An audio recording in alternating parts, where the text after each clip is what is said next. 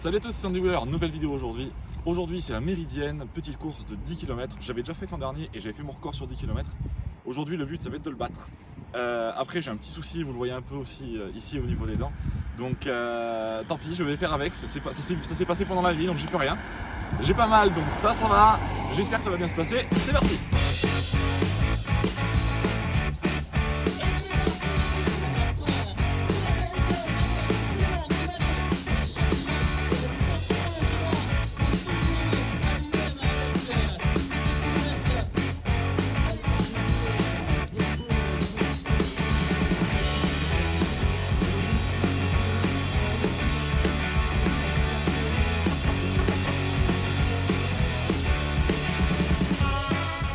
Et voilà, course terminée.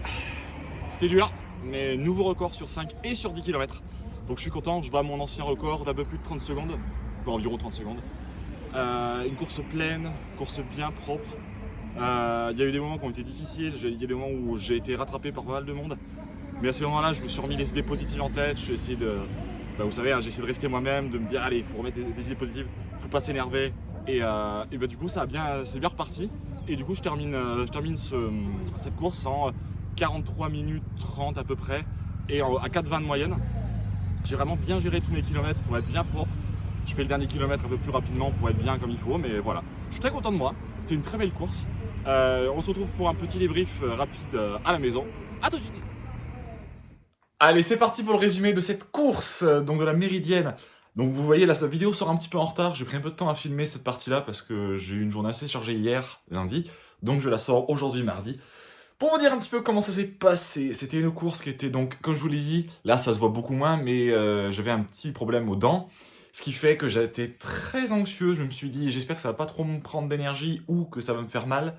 Ça m'a un petit peu gêné sur les 2 premiers kilomètres, mais après c'est passé, donc nickel là-dessus. Pour la course en elle-même, c'était la même chose que l'an dernier. C'était un parcours quasiment tout plat. Il y avait genre une petite dizaine de mètres de dénivelé. Avec, il y a un pont d'autoroute et ça remonte, ça descend très très léger, mais faut les prendre en compte. On partait, on revenait au même endroit, on partait sur un parking et on revenait sur un parking. Le départ est assez serré, donc autant vous dire que tout le monde n'est pas passé comme prévu. Il y a une personne qui s'est pris une barrière, d'ailleurs un petit peu derrière moi. Et ça jouait un peu des coudes pour partir. Il y a des gens qui sont partis loin, qui voulaient remonter et qui ont mis quelques petits coups de coude qui se sont permis de passer un peu bizarrement. Et à l'inverse, il y a des gens aussi qui ont décidé de partir très en avance et en fait qu'on fait que reculer.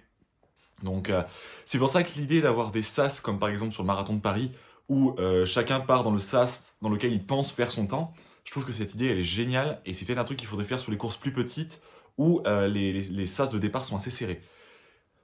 On part, premier kilomètre je pars assez fort en essayant de me replacer un petit peu comme je veux, je pars en 4-10, 4-15, un truc comme ça. Et je me suis dit, sur cette course, si je veux faire un bon temps, il faut que je me cale aux alentours des 4,20. Et c'est ce que j'ai réussi à faire pile poil sur toute la course. Et vraiment, j'en suis absolument ravi parce que ça veut dire que déjà le moral va bien, que le temps va bien et que l'entraînement, même s'il n'est pas parfait en ce moment parce que je fais beaucoup de courses et du coup j'essaie de privilégier la récup mais du coup je m'entraîne moins, et ben je vois que ça marche quand même donc ça me fait plaisir. Certes, c'est pas encore le niveau que je veux, j'adorerais faire un moins de 40 minutes sur 10 km. Pour l'instant, il faut se contenter de ça, c'est déjà très très bien. Je sais d'où je viens, je sais que j'ai fait des 10 km en largement plus d'1 heure. Maintenant, arriver à un record de 43 minutes, c'est franchement énorme. Donc je pars dans plusieurs groupes, j'essaie de me caler avec des gens avec lesquels je cours à peu près à la même vitesse. Mais en fin de compte, vu que le peloton a été très mélangé, il y a des gens, enfin la plupart des gens avec qui je me place, soit ils sont trop rapides et ils me dépassent, soit ils sont trop lents et je les rattrape relativement facilement. Donc j'arrive pas trop à me placer et en fin de compte, j'ai jamais réussi à rester dans un groupe pendant toute la course. L'an dernier, j'avais réussi à bien mieux le faire, mais j'étais un petit peu moins rapide. Là, cette année, ouais, j'ai pas réussi à trouver un groupe dans lequel j'étais bien, donc j'ai fait que changer de groupe tout le temps. Pareil, c'est pas une stratégie qui est parfaite, mais de toute façon, là, faut faire avec les moyens du bord, et les moyens du bord, ils me disaient, il n'y a pas de groupe possible à l'heure actuelle. Donc voilà. Et pareil, l'an dernier, j'avais décidé de prendre un gel sur la course, pendant la course. Là, j'avais décidé de prendre mon gel avant la course, et la stratégie était bonne. Valait mieux le prendre avant, parce que au moins j'étais mort à la fin, mais j'ai pas besoin d'énergie à partir du moment où j'ai passé la ligne. Après, c'est plus un problème. Donc voilà, pour ça, j'essaie de me rappeler si j'ai des petites choses à dire en plus. J'essaie de faire plus court les résumés de fin de course parce que je sais que c'est quand même déjà assez long. Non, voilà, après, bah, comme d'habitude, merci à l'organisation de cette course, hein, qui a fait encore un travail génialissime.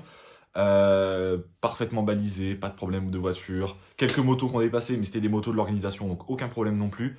Il y avait beaucoup d'agents pour la santé, que ce soit du SAMU ou autre, qui étaient là pour nous. Et heureusement, parce qu'il y a beaucoup de gens qui ont craqué, et j'ai pas trop compris pourquoi. Alors, est-ce que c'est parce que maintenant, je suis un peu plus en avant au niveau des courses, et du coup, je vois plus les gens qui ont des petits soucis ou quoi, mais vraiment, j'ai de souvenirs, il y a au moins une dizaine de personnes que j'ai vues s'arrêter en mode j'en peux plus ou en mode petit souci physique. Il y a une ambulance qui est partie aussi à un moment. Voilà, j'ai pas trop compris, mais ouais, il y a beaucoup de gens qui se sont arrêtés en mode. Il y a une fille qui s'est arrêtée. Je lui ai demandé si tout allait bien, si elle voulait que j'appelle des gens pour l'aider. Et elle m'a dit non, non, craquage mental. Donc désolé si tu passes par là. Bon, bonjour à toi. Mais ouais, il y a beaucoup de gens en fin de compte et ça m'a un peu surpris. Alors peut-être qu'après la course était un peu dure. Enfin, il a fait très froid le matin. Il a fait très très chaud rapidement. En fin de course, j'en pouvais plus. Vous l'avez peut-être vu sur les images. J'avais un sous-pull, puis un t-shirt par-dessus. Franchement, j'étais brûlant, j'en pouvais plus. Et après, j'ai mon petit tour de cou, mais ça, je l'avais qu'au départ et à l'arrivée pour. Je voulais pas trop me montrer avec mon petit souci. Mais après, je l'avais pas pendant la course. Donc voilà, est-ce que c'était ça? Est-ce que c'était peut-être les conditions qui étaient pas optimales? Est-ce qu'il y avait d'autres raisons? Est-ce que c'est souvent comme ça, mais je m'en rends pas compte? Je saurais pas vous dire. On était 503 à prendre le départ. 3 ont abandonné, pardon. Et 500 ont terminé du coup, et je termine 232e, première moitié, donc ça fait plaisir. Mais surtout, ce qui me fait plaisir, c'est que je vois que les écarts de temps, plus on monte, plus ils sont petits en fait. Si on prend la deuxième partie, les écarts sont beaucoup plus abyssaux. Mais là, vraiment, je suis content de voir que, en fin de compte, les écarts sont vraiment très minimes, et que, ne serait-ce que si je gagne une minute, je pense que je gagne 20 ou 30 places. Et ça, c'est vraiment hyper encourageant pour l'avenir. Faut que je continue de m'entraîner. Le mois de décembre aurait dû être un mois pour m'entraîner pour la natation. Finalement, ça va plutôt être un mois de travail parce que j'ai un mois de décembre très chargé. Et de toute façon, la piscine va fermer. Donc voilà. Il va plus falloir que maintenant terminer cette saison avec ce semi-marathon dont je parle depuis déjà des semaines. C'est mon dernier objectif de la saison. C'est réellement un objectif pour moi. J'ai vraiment envie de bien faire. Au vu du temps que j'ai fait aujourd'hui, que j'ai fait donc sur cette vidéo, donc 43 minutes. J'espérais faire moins d'1h30 ou moins d'1h35. Je pense que terminer en moins d'1h40 serait génial. J'ai gagné 1 minute par rapport à l'an dernier.